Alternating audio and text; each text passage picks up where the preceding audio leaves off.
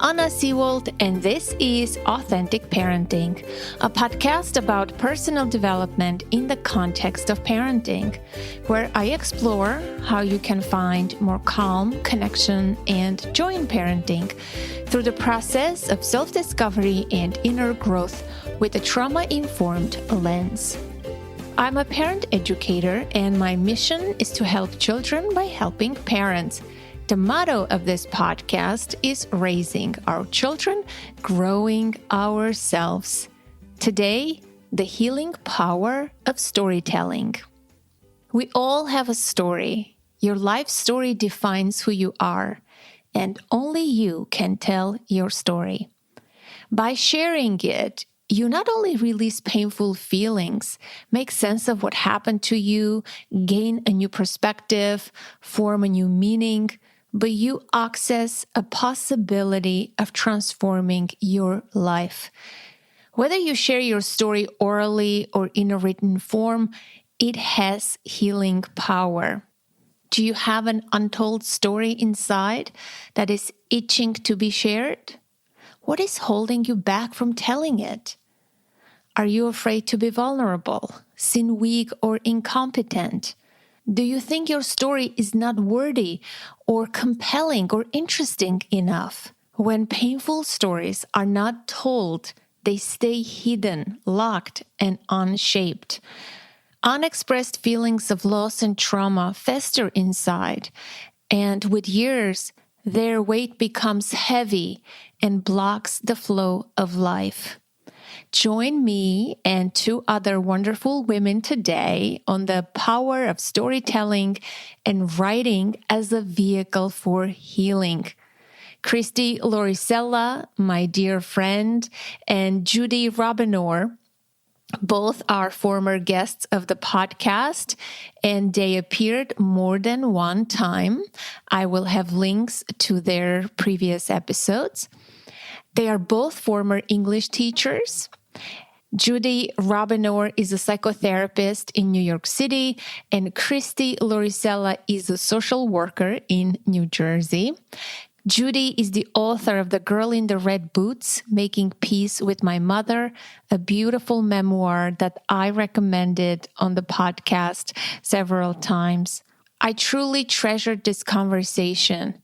We also shared some powerful writing prompts and exercises, and I hope you can take time to not only listen to this episode, but also reflect and journal and write and find value in it.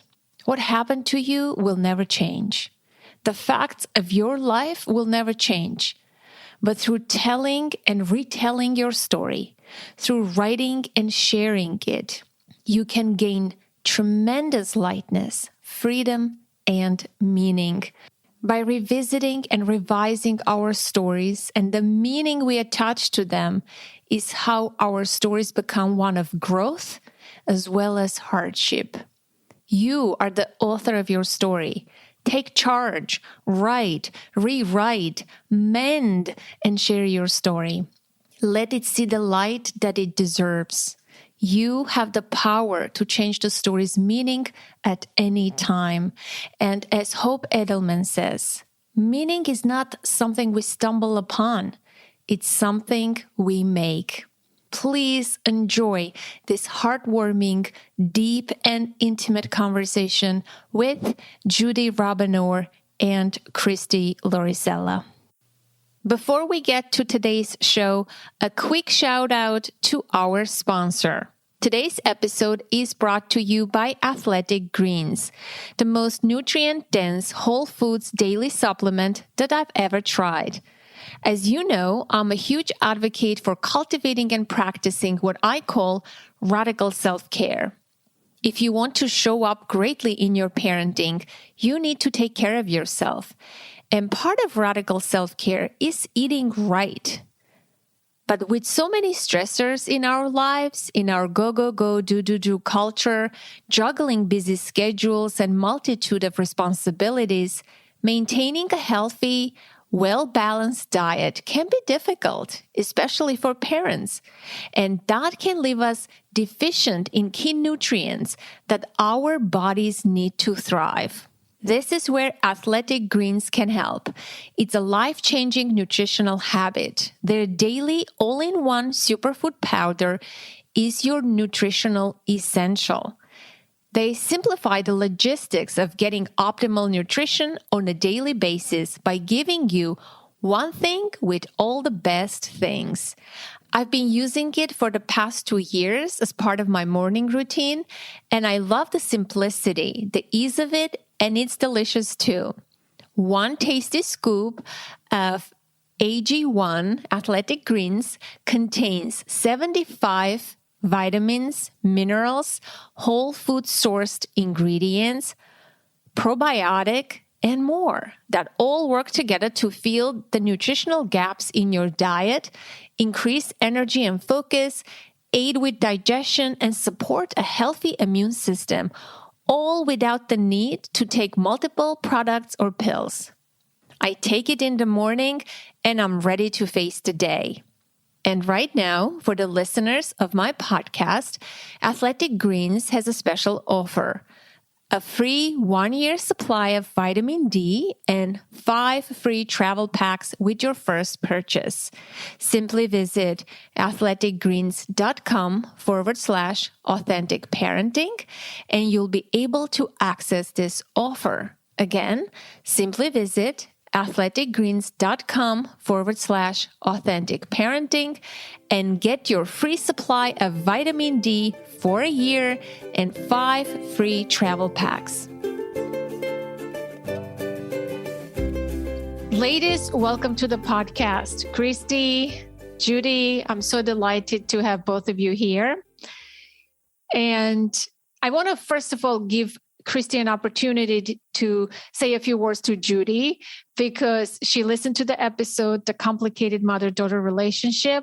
She subsequently bought the book, The Girl in the Red Boots. She read and she shared her thoughts with me. But since this is a good opportunity, Christy, maybe you can say what you think about Judy's book to herself directly. Oh my wow. This is me. Honestly, we're putting people on the spot. Isn't the name of this authentic parenting? What a setup. I feel like I've really been set up here. I mean, it really is. It feels like a real privilege to meet you here on Zoom, Judy, and to acknowledge you for the courage. And I don't know, the creativity that you have. Your writing is beautiful. I was really moved by your book. I am a former English teacher myself who has become a therapist, and I love writing. And to be honest, I haven't had a book that I wanted to read all the way through for quite a while because I was kind of in graduate school mode. But your book just really hooked me, and it's a real pleasure. So thank you for sharing it with us. Well, thank you for sharing your response with me. And I will say one thing about the word courage, because now I teach writing groups.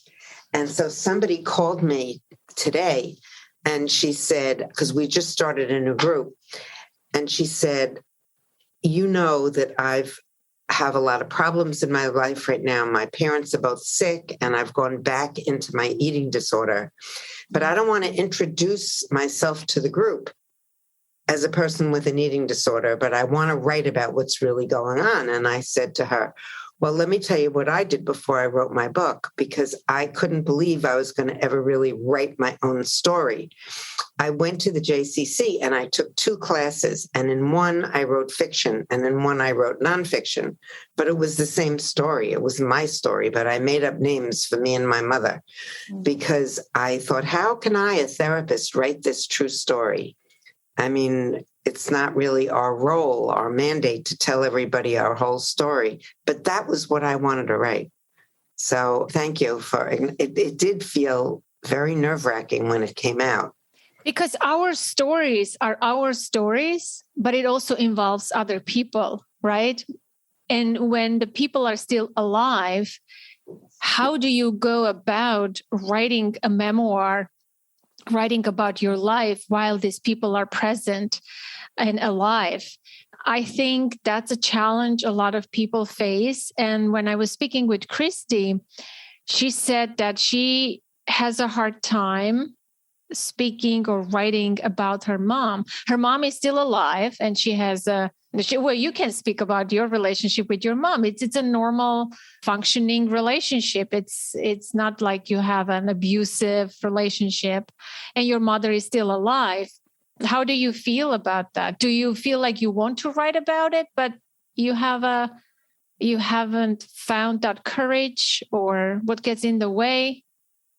I love my mom. My mom is the kind of mom where my friends say, I love your mom. I wish she was my mom. But that doesn't mean that everything's perfect. And, that's why you liked reading my book, because everybody likes my mom too. Yeah. She was not like a witch, and I wasn't locked in the closet and deprived or beaten. Right. Yeah. Yeah. Yeah. I mean, I think I love your mom because of probably myself and what I see of myself and my mother in her. And I also obviously saw myself in you and my own mother in you, and the decisions, how she was mothered and how she chose to make decisions. And, when I talked to Anna, I was like, if my mom catches a whiff of me, talking about her as a mom on a podcast, she's going to tune in and she's going to like over analyze everything I say and take things personally. And so, but I know that I need to write about our relationship. I have written actually about my grandmothers because they've both passed. That feels a lot easier. But yeah, it's really tricky. It's tricky, but you can write just for yourself without publishing it. And then, I didn't pull this all together until my mother had passed away. But your mom knew that you were writing, correct, Judy? And she read some of the things that you had written while you were writing it. She read things that I had written, and my book starts with, one of the key stories in it. And I read that story to my mother, and she didn't really, the story for anyone listening is just that my mother told me I was going to a birthday party and I got all dressed up and she dropped me off in the hospital. And seriously, it was a major trauma in my life. And the trauma wasn't only what happened, it was that she dismissed it afterwards. I mean, she didn't say, oh my God, I should have realized. She just said, well, you're fine, right? And she said, the doctor told me to do it. And I said, yeah, doctors tell us lots of stupid things, right? But she didn't really pause and get it, and that really irritated me tremendously. But anyway, I read her that story and she said, well, I'm really sorry that story is still bothering you. Wow. I felt like socking her, right? Oh my gosh. Just the validation you needed. Right. Yeah. But writing is a very powerful tool for healing, for self-exploration. I remember when the earthquake happened and I lost everything in 11 seconds, I started writing a journal, a diary, and talking to my journal and saying, dear diary, and expressing and venting and talking, expressing emotions. And until now, all throughout my life, I kept diaries and journals. In the past few years, not so much. I don't write daily and I don't write in the same manner I used to. But when I look back and read sometimes, I feel pathetic a little bit because it's the same themes that emerge. And me and Christy have talked about this in the past, that when you look, it's because it's your life story, right? What are you going to write about? It's always going to be, I am alone. I'm going to be abandoned. Your fears are still going to be the same. Your wounds are still going to be the same. But there is a way of writing that can be therapeutic and healing. And I want to talk about that today, how we can write for healing and telling and retelling our story so that we can gain a different perspective and a distance and process our feelings and let go of what needs to be let go. No, that's important because there is writing that just reinforces a trauma. And then there's writing that helps somebody bring some understanding or maybe even just compassion to themselves. Even if it is so, either of those are really valuable goals. You know, this guy at University of Pennsylvania, Pennebaker, he was like the expert who wrote a lot of books about the healing power of writing. And he said that the teacher needs to help people make sense of what happened, or at least make sense of themselves. Like, of course, you're writing about that over and over because this is a trauma that never goes away. I mean, like the idea of an earthquake and boom, your whole life is different. And so it really helps people to understand that our grief stays with us a lifetime. I think it's, what's her name? Hope Edelman says, the grief transforms. It goes from being one thing to another, but it's not like it just disappears. And now she and a lot of other people are really challenging this idea of like acceptance. Like, how could you accept that your mother dies in an earthquake? How could you accept that? The grief, the pain, the unfairness, the insanity of it, the magnitude of it. You know, in a way you accept it, like you need to rework it and to comfort yourself. Bad things really do happen. And yes, it really is true that you have survived. And yes, it is also true that you have been changed by this experience. It has turned you into somebody different than you were before that, or who you would have been without it. Yeah, you mentioned Pennebaker. I think he did a study, right? They conducted a study where they had two groups of students. For 4 days, they would invite the students into a classroom for 15 minutes. The control group would write about neutral topics like your dorm room, your dinner, your shoes, whatever. And the second group would write expressive writing about, they were given a specific instruction about write about something emotional or traumatic that has happened in the past, how you felt then and how you feel now. And students in the second group, in the expressive writing group, felt a lot of emotions while writing because it reopened a lot of, suppressed memories, and the trauma or the pains resurfaced. And what followed that was those students in the expressive writing, while they felt badly while writing and remembering painful memories, they ended up not going to the health clinic as frequently later. It had lasting effects on their health and on their well-being. I remember that's one of their studies.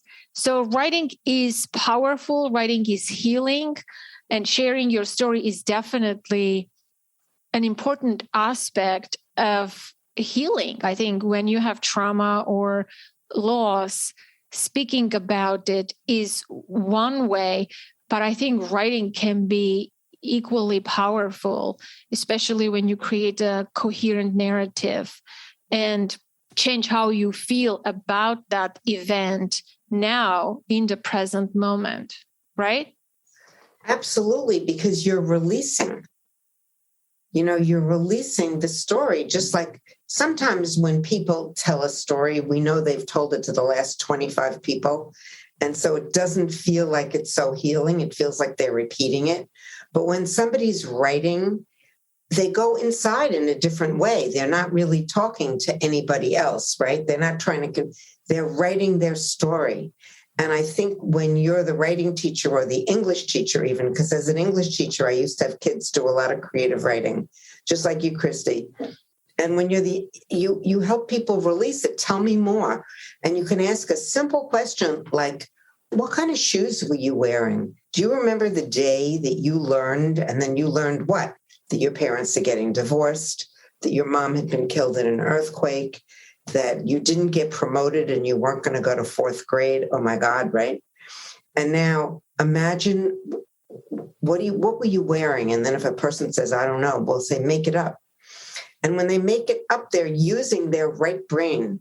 They're creating something, and they even have a chance of creating something that can be more healing than the actual story itself. Yeah, because when something traumatic happens, the way the brain works, right? The amygdala, the hippocampus are next to one another, and it doesn't get time-stamped your memories in a traumatic event. Many of us who experience trauma, we have lost so many memories we don't remember. Your brain sort of prunes out the too painful memories. You have fragmented memories. But I think through my own work in a therapy setting, like many of us, tell me what happened to you, right? When the earthquake happened, I start with the usual same script, same story. But of course, when you work with the therapist, it's similar through therapeutic writing, through questioning, and you remember things. I remember things that I had completely forgotten. Or when I talked to my brother, who was with me when we experienced the earthquake, his memory is completely different than mine, right? Because we have different experiences, different emotional experiences. Sometimes through telling the story together, I get more activation, more information, I put into my own story. I plug in from his, I feed off of his story. So I think when stories are not told or shared of painful events, of loss, of trauma, they block something in us, sort of like the flow of life or love, and they affect our health. I would love to hear your thoughts on that. When you release the story, when you make a coherent narrative and go through the same experience, the emotions, but not the venting type, because I interviewed Ethan Kross on the podcast, and they did a lot of studies on negative, your inner voice, inner critic. And they established that venting does not help at all. Venting does not help unless you get a different perspective after venting with the coach or with the therapist or with someone. Just pure venting is not very helpful. It's actually negative. So I want to hear your thoughts on this. I think what I remember about penny brain. So, for example, if you were with somebody who was telling a story, oh my goodness, before this book, I wrote a book about divorce. And the name of the book was Befriending Your Ex After Divorce, Making Life Better for You, Your Kids, and yes, your ex. And that was my experience, that after I got divorced, my ex and I we formed a great duo to raise our kids. We were not in love, but we did have a kind of love. We had given birth to these children together. But I would give talks and people would say, you don't know my ex. He did this. And then they would want to go over the same story. He did this. He did that. And it was very difficult to get them out of that mindset. And I would do exercises like, so close your eyes, I'd say, and imagine that your daughter, what's her name? Sarah, she's 7 years old. Imagine that she's very sick and your ex called you up and he said, come over. I want you to come sit with me and Sarah. Now notice what just happened to you inside, because that's such a touch. So I would push them into like a touching moment. And then they would go right back into them. They'd say, my ex would never do that. He'd probably call up his girlfriend. He wouldn't call me. All right, just go along with me. Humor me, I'd say. Imagine the two of you are sitting there with your daughter and her fever was 104 and now it's gone down to 103.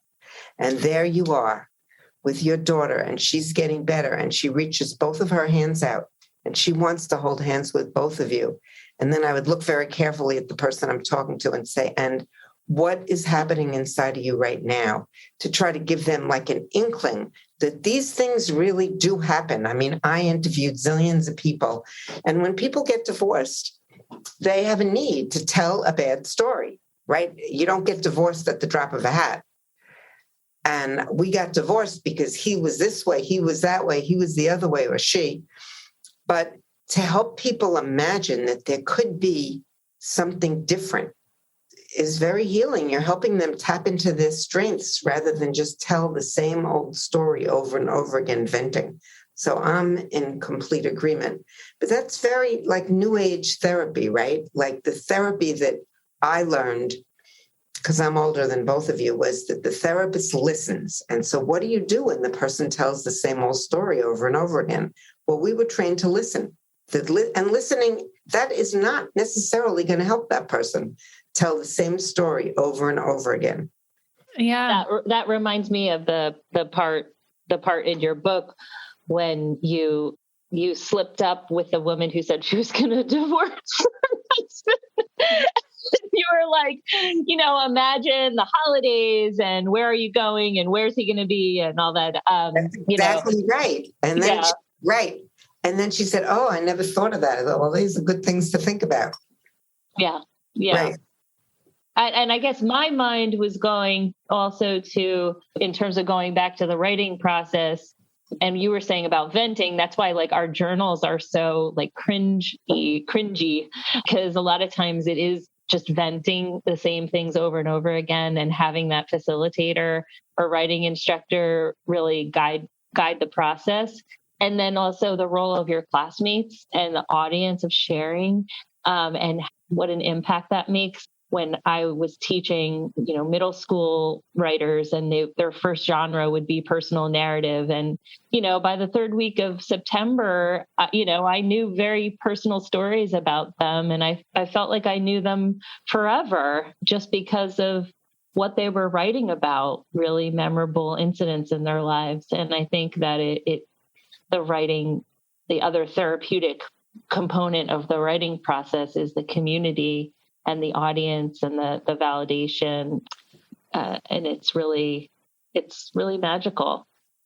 It's magical. And you're reminding me of, I don't know, must be 10 years ago that I heard somebody very smart at some workshop I was at say, self-compassion is more important than self-esteem.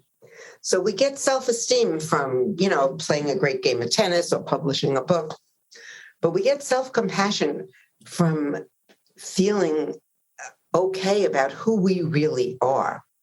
And you can get that when you write and the teacher just says, "Oh my goodness, I'm so sorry that this really happened to you." Whatever, right? And so many people are reluctant to share their vulnerabilities, and they keep stuff there. They really suffer with shame. That's what I wanted to say before, Anna. Many people don't want to talk about or don't want to let their feelings out because they learn that they're supposed to be strong. They're supposed to, didn't you get over this yet? Mm-hmm. Didn't you get over this yet? Whether it's a breakup or a divorce or the death of someone, why are you still moaning and groaning about this, a year, 10 years later? Well, I'm moaning and groaning about it because it really hurts. It really hurts. And if you lose someone you love, hurt goes with love. If you lose someone you love, you will wish they could be there for the rest of your life. At your children's, when your first child goes to kindergarten and you turn away and you see that kid walking into that building and you realize, oh my God, this is a milestone and I wish you were here. I wish I could share this with you. And the unexpressed grief, unexpressed feelings, unexpressed stuff, I think it just stays with you.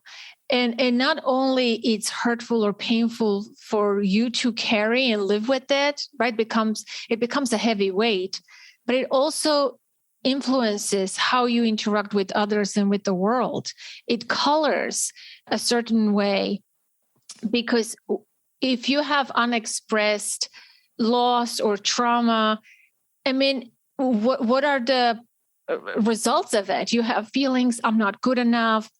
You feel deeply unworthy, shameful. You mentioned shame, and a lot of other feelings that are not sorted out, that are unexpressed, and they're just sitting there inside of you, and you carry that weight. But once you express, you have clarity, you have lightness, and your life changes.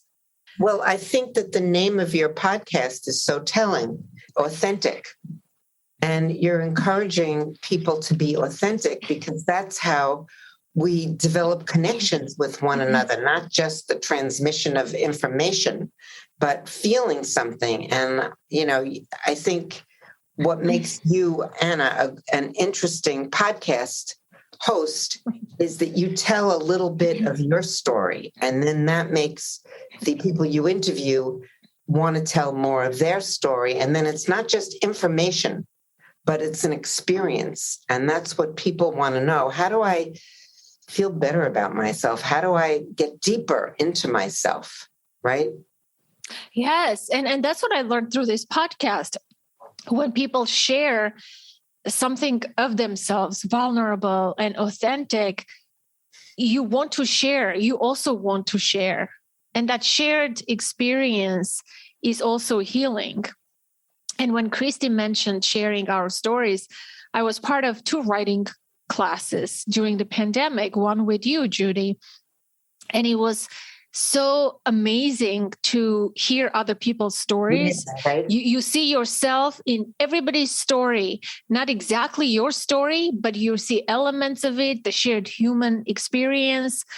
And the themes are very similar, but how people process or, how it unfolded for them.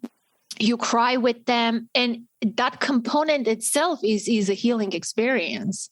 I just find that I thought I was going to learn about writing, but I walked away with much more than just writing tips or techniques. I know. Well, Anna is talking about this class this is a great story.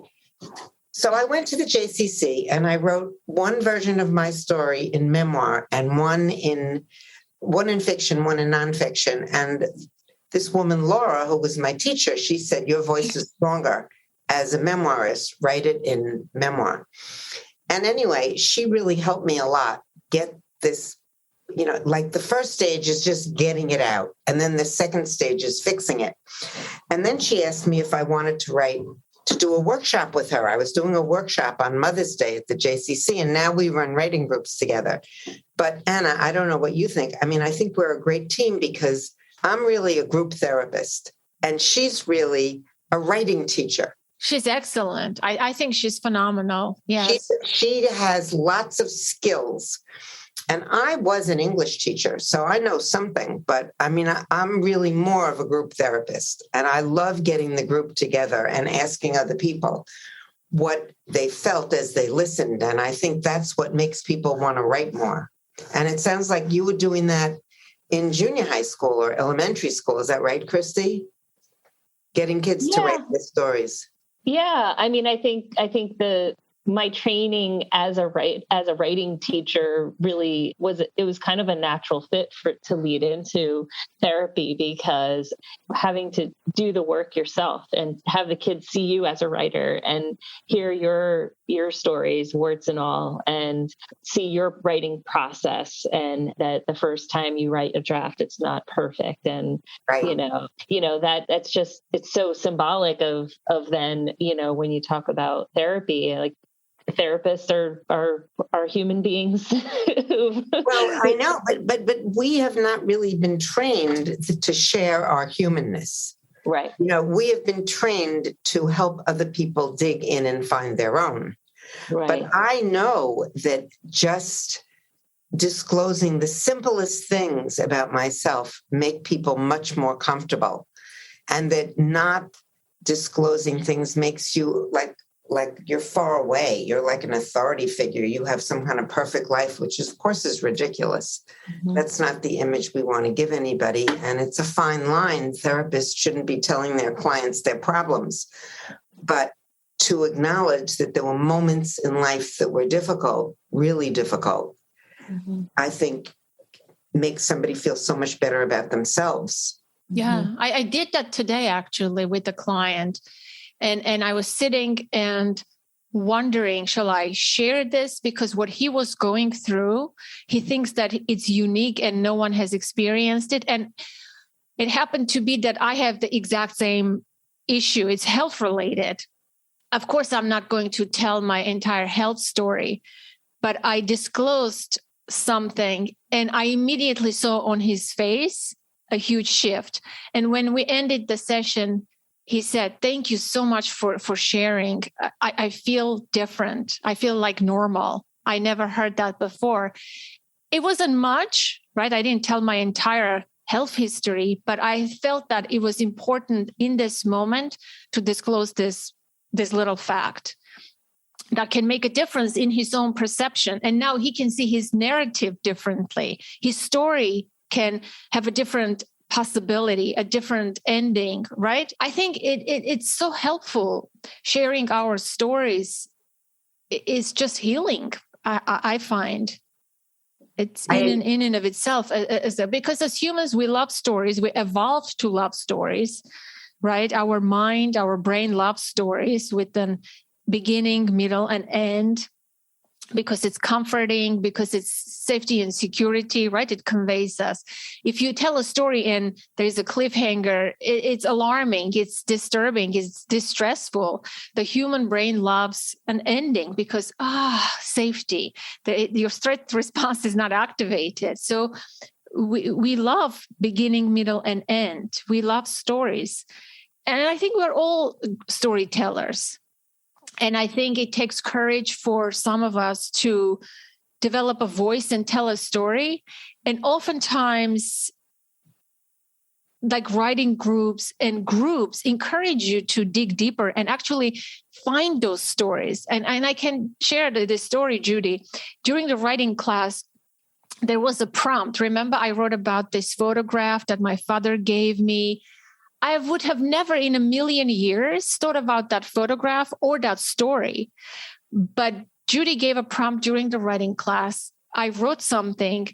And of course, there was a gem in that jumbled writing. There was something. And when I shared, people said, "There's a story in there. And this is what it could be about." And I've been thinking that ever since. And that's very central to my story. My dad, his mom, who died when he was, 9 months. And now that picture and me and my dad, I don't know the story of that picture, the meaning. And so it was very powerful. I didn't even know that I had a story, but now I do because I shared that little bit and now I can build and yet another piece to my personal narrative. That's beautiful.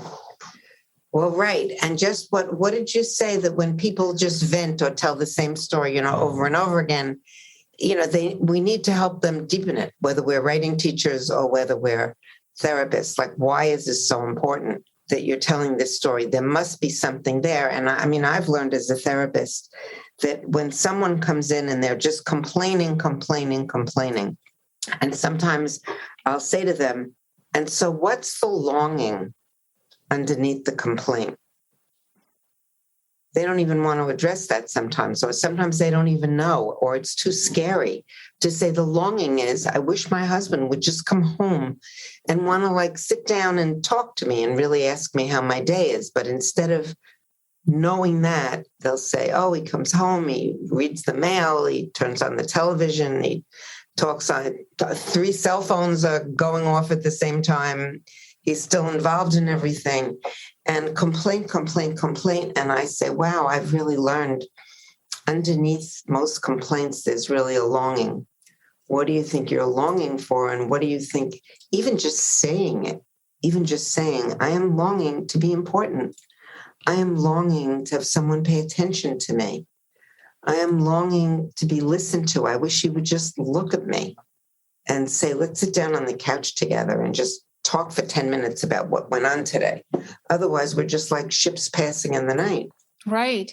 Deepening that, their understanding of their own dramas or dilemmas, I think is key as a therapist, right? Because we're not there to give them advice or, offer solutions. But I think a good therapist makes you question the realities, the stories that you tell yourself, and see it from a different perspective by deepening it. And when you are deeply feeling it, you find the answer yourself.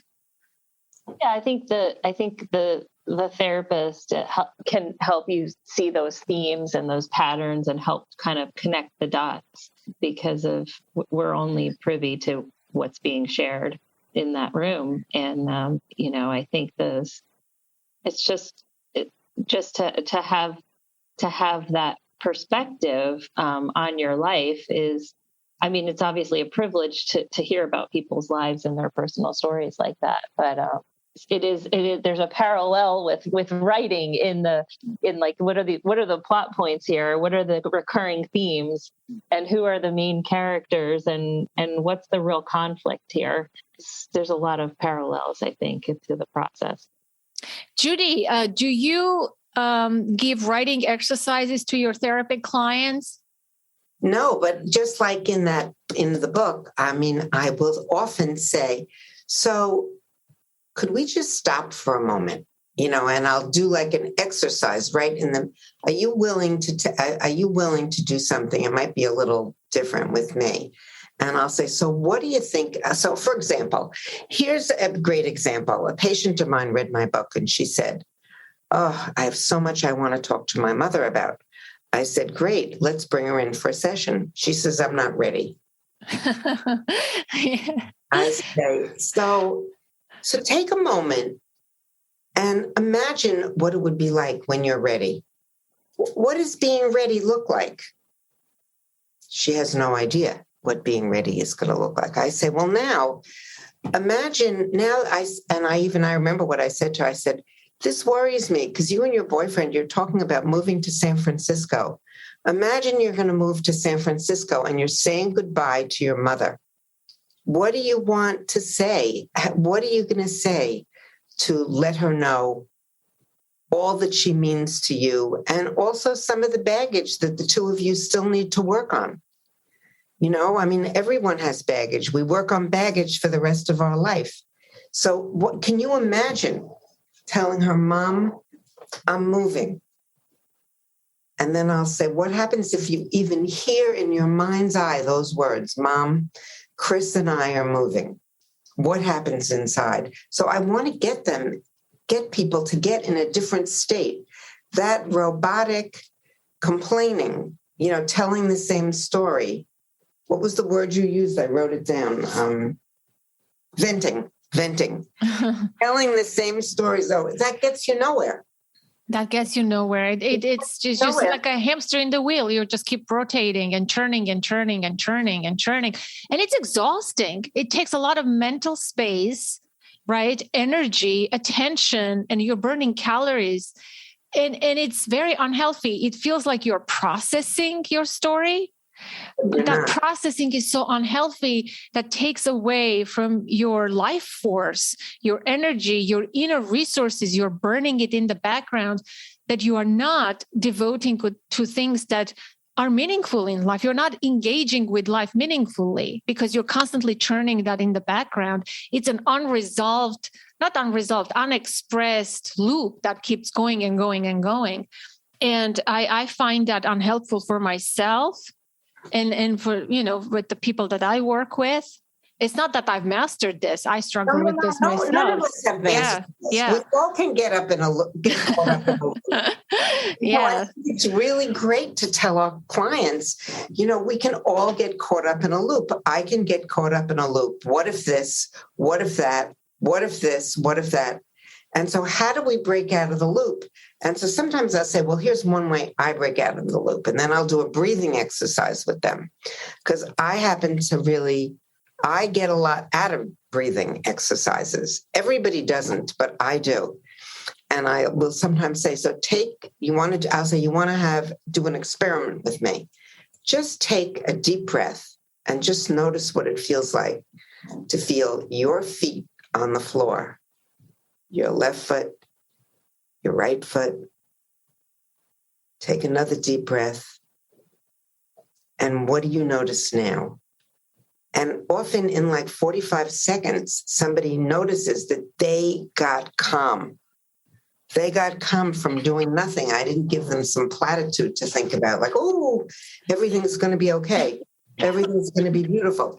It was just tuning in with their life force, right? We rob ourselves of our life force by going over the same old boring stories. Well, and I was going to say that your questions where, that are like writing prompts that your client, writing prompts, that your clients have to kind of improvise on the spot, be creative, and like you have to let your guard down a little bit and be creative to respond to those questions, whether it be in therapy or on the page. And you have to get into the heads of like the other people in that scene. And, I can really see the value of those prompting questions, and really great example that you gave. Yeah. Just helping people understand, like, we have this world inside of us. Like, I'll give you another great example. Somebody is explaining to me about how her boyfriend did this really annoying thing. And the really annoying thing was he had a Starbucks cup of coffee and he left it on her dresser for like the whole weekend.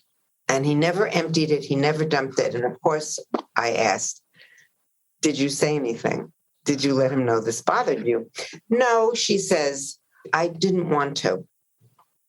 I said to her, so what do you imagine? What would it be like to tell him? I can't stand that cup of coffee with like the milk is swirling around on the top and now it's day 2. And as I'm talking, her whole body gets tense. And she says, right. I say, where do you feel it now? She says, I feel it in my arms.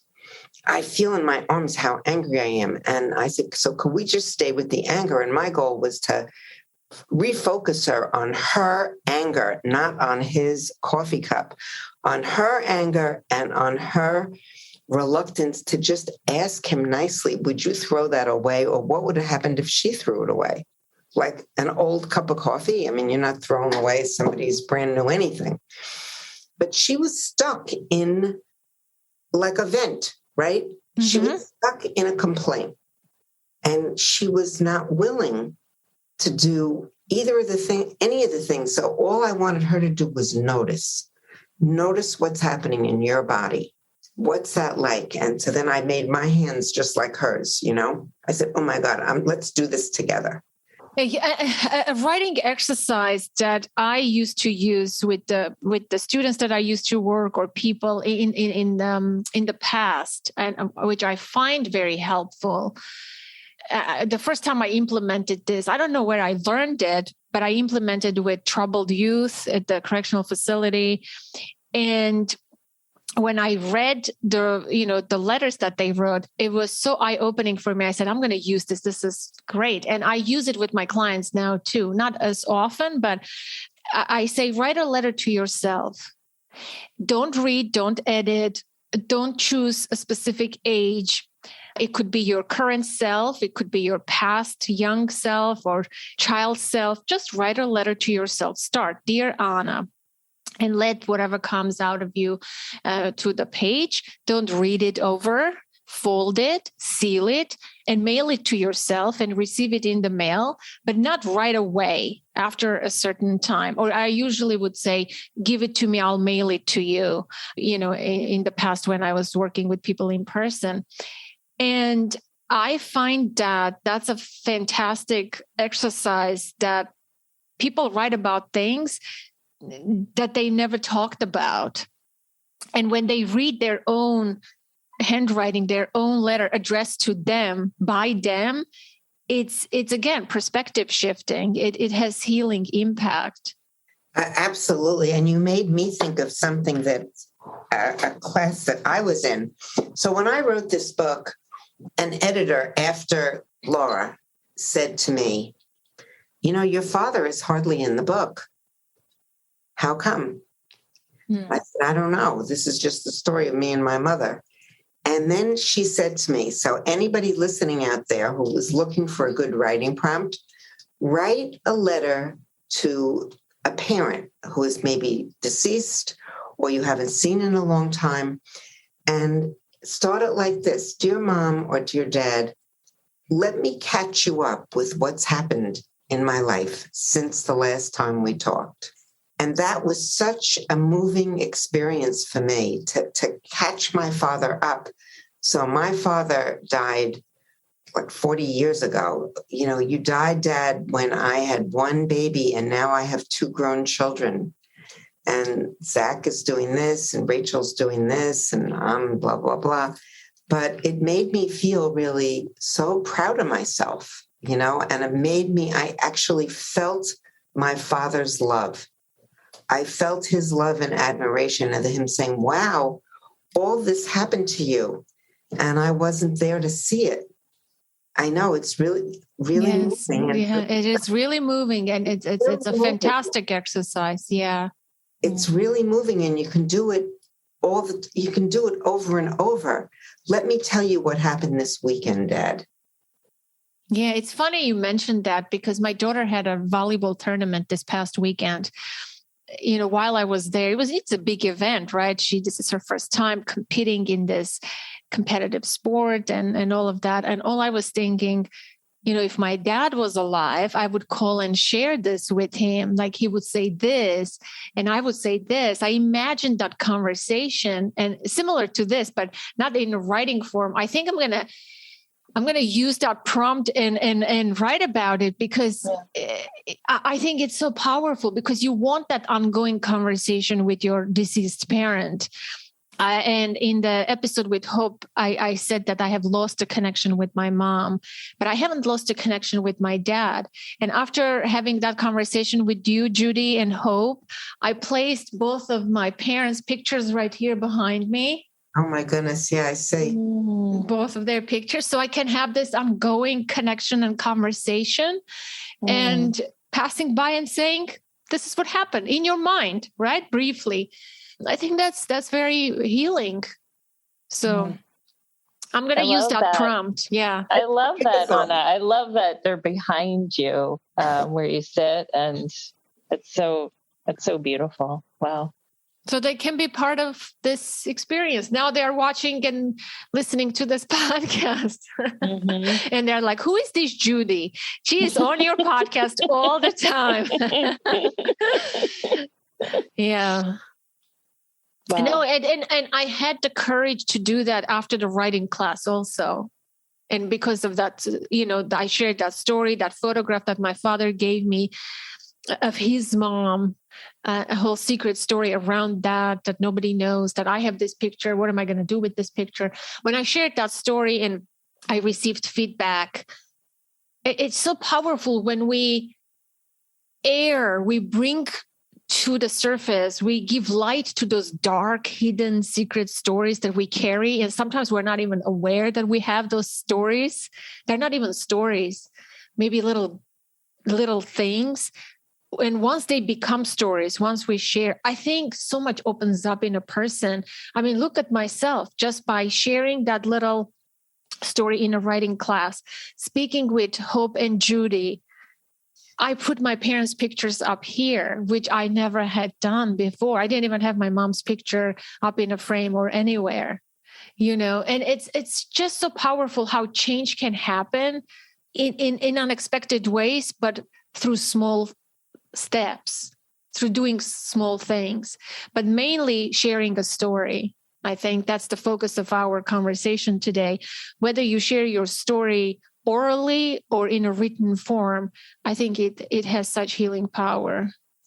Yeah, I think that's what I was going to say. I feel like the important message here in this conversation is, if you have that story, write it down, get it out of you and share it, because it can be, very transformative, even if it's just a 1-page response. I was thinking of when my grandfather died, who I was very close to. My grandfather more I kind of considered him more of a father than my own father almost.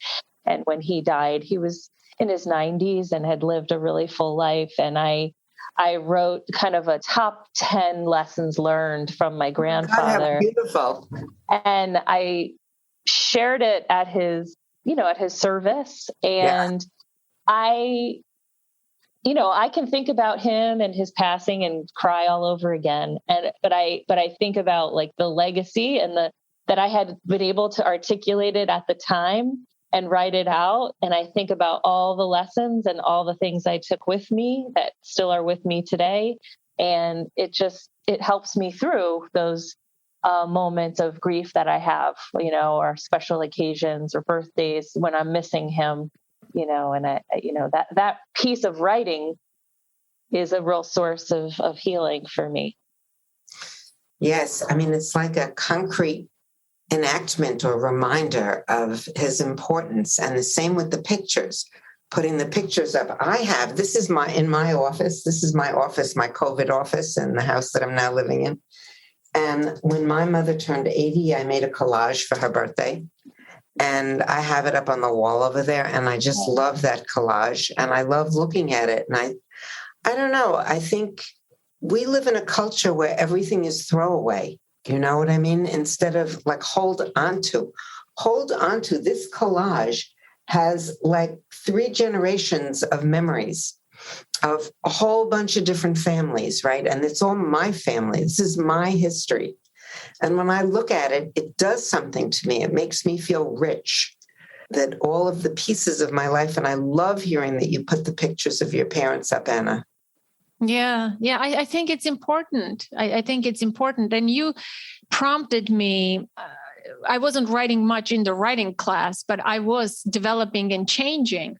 Well, that's all that matters, really. Right. And you prompted me to write about my loss. And I'm like, oh, no, it's painful. You don't want to write it. But when I wrote it, I wrote like a paragraph. And I can't read it now. It's a little jumbled thing, but it's very punchy and you have a different perspective. When it's inside of you, you don't have that same perspective. When you put it on the paper, because through writing, you organize your thoughts, right? When you're thinking, it's a bit disorganized. It's a bit of like a chaos. But when you write, it just changes. The story becomes different. When I wrote it, I was like, holy cow, like it's really traumatic what I went through. I never realized the magnitude of it until I wrote it in one sentence like this. And I am going to write about this.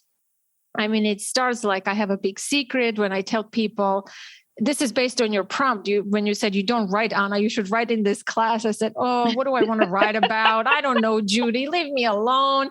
And I said, and then she's complaining to me about how she's not making time for the homework.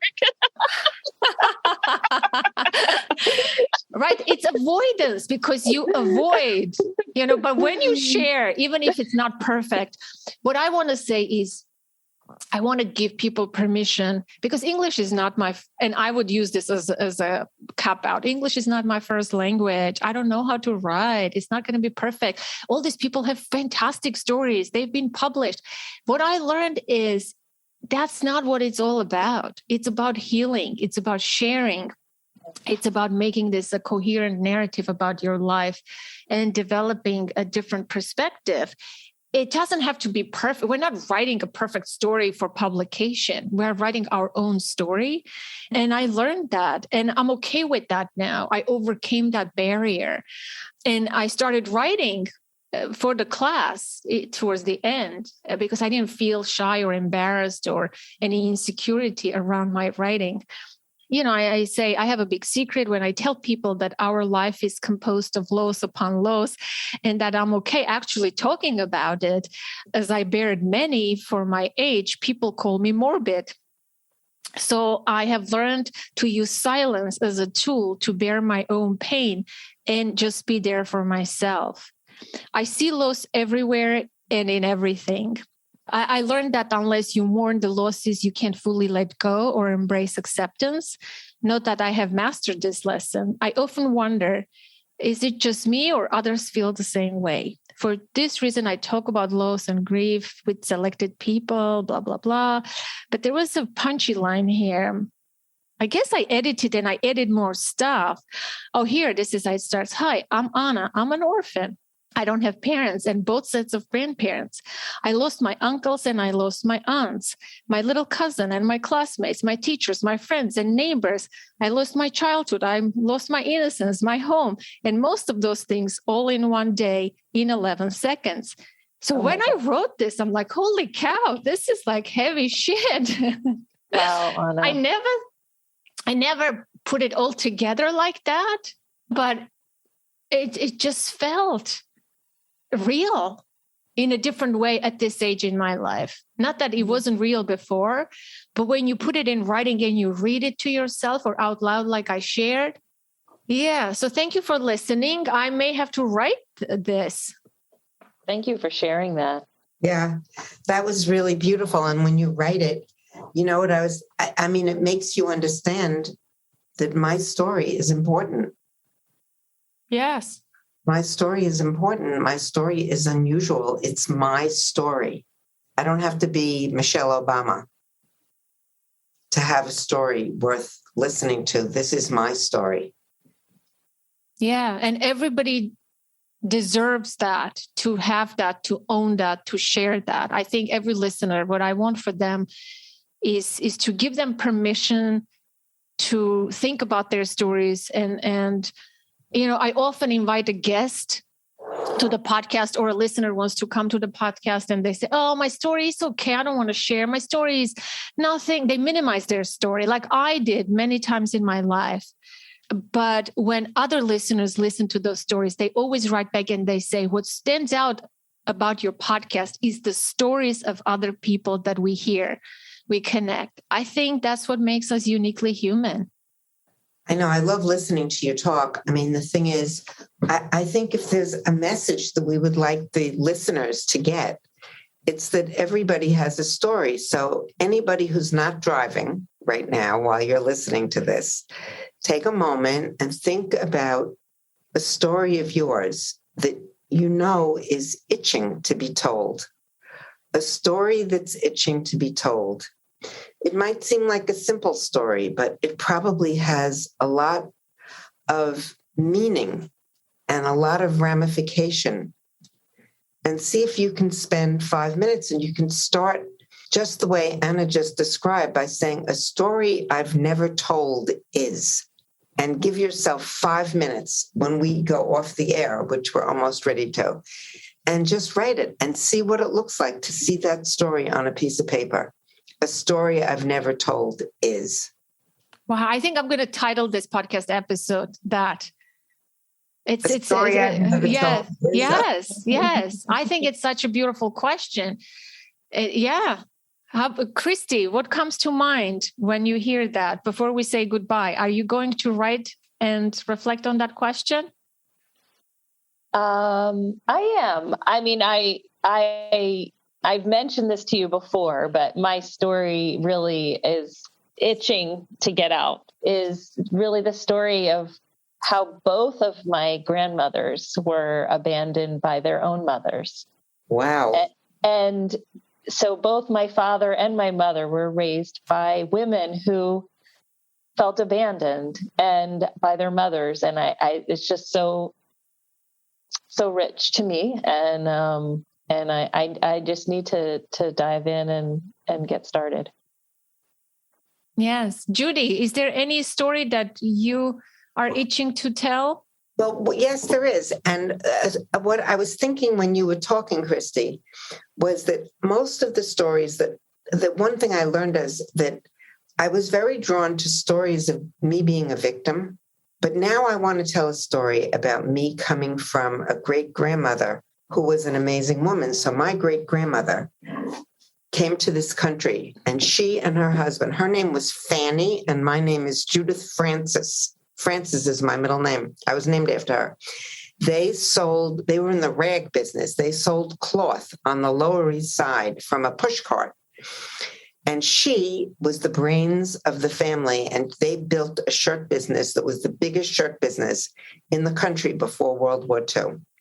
And this was her, this woman who had no education, who just knew how to stand on the corner and find customers and get more material. And they eventually started a shirt business. And I think that I would love to know more about her story. I'd like to, even if I just started writing it and tried to imagine what it was like to live in a tenement on the Lower East Side in like the late 1800s. And I had to even I'll do what I tell my students, just make it up. Imagine like this tenement building with one bathroom on each floor that like 9 different apartments shared, and not enough heat in the winter, and no air conditioning for sure. And how did this woman get all this together in her head to create a shirt company. I'd like to find out more about her. Yeah, me too. That sounds powerful. This is very lovely, and I enjoy spending time with both of you. And we should do it again. This is our podcast. We can do whatever we want. We can tell stories. So thank you so much, Judy. It's always a pleasure tapping into your wisdom, sharing space and energy with you. And energy with you, Anna. And Christy, wonderful to meet you. Nice to meet you too. Thanks. That concludes today's conversation, my dear listener, and I hope you enjoyed it as much as I did. I really love connecting with Judy, and Christy is my dear friend. And what a dynamic, intimate, deep, and truly heartwarming conversation. What is your biggest takeaway? What resonated with you? Do you have an untold story that is itching to be told? I would love to hear from you. You can send me a note by email at info@authenticparenting.com. You can call the number 732-763-2576 and leave a voicemail. And you know I prefer audio messages. And for you, my international listener, I have a free tool on the contact page of my website. Go to authenticparenting.com/contact and record your message. If you enjoy the podcast, you can help us out by leaving a review on Apple Podcasts or rating on Spotify. That's a new feature. Also, become a patron on patreon.com and join the other active supporters of the show. With a small monthly contribution, you can support your favorite show and get supporter-only benefits, extra content, and exclusive access to me. Plus, I will send you some awesome Authentic Parenting merch, some gifts, and a handwritten thank you note. You can find the show and follow it wherever podcasts are played. Apple Podcasts, Google Podcasts, Spotify, Amazon Music, Pandora, and elsewhere. And you can connect with me on Instagram, the only social media platform that I use and somewhat enjoy. Until next week, connect to the present moment, to yourself and your children. I am Anna Seewald. Thank you so much for listening.